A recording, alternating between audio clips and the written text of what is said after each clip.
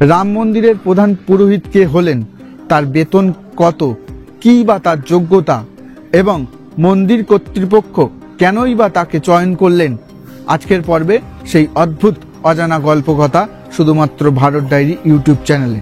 চ্যানেলটিকে সাবস্ক্রাইব করবেন এবং ভিডিওর পাশে থাকা বেল আইকনটি ক্লিক করবেন।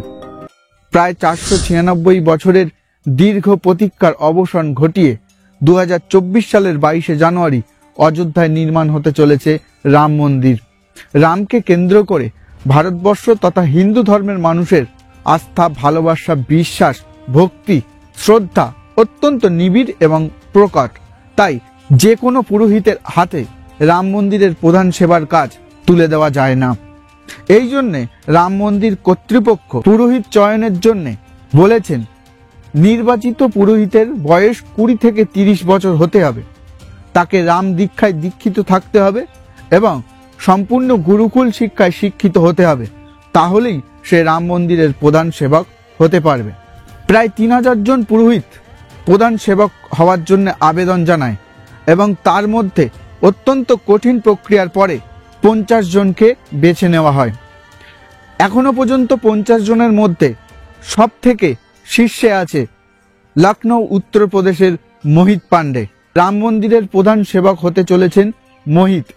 22শে জানুয়ারি রাম মন্দির যখন ভারতের প্রধানমন্ত্রী নরেন্দ্র মোদী উদ্বোধন করবেন, তখনই তার পাশে পূজারী হিসেবে দেখা যাবে এই মোহিতকে। উত্তরপ্রদেশের গাজিয়াবাদের দুধেশ্বর বেদ বিদ্যাপীঠ থেকে 7 বছর ধরে সামবেদে শিক্ষা গ্রহণ করেছেন। সামবেদ নিয়ে পড়াশুনো করা অত্যন্ত কঠিন বিষয় এবং সেটি তিনি পারদর্শিতার সাথে রপ্ত করেছেন। শুধু তাই নয়, তিরুপতিতে অবস্থিত ভেঙ্কটেশ্বর বৈদিক ইউনিভার্সিটি থেকে আচার্য MA করেছেন এবং সেখান থেকে PhDর জন্য পড়াশুনো করছিলেন।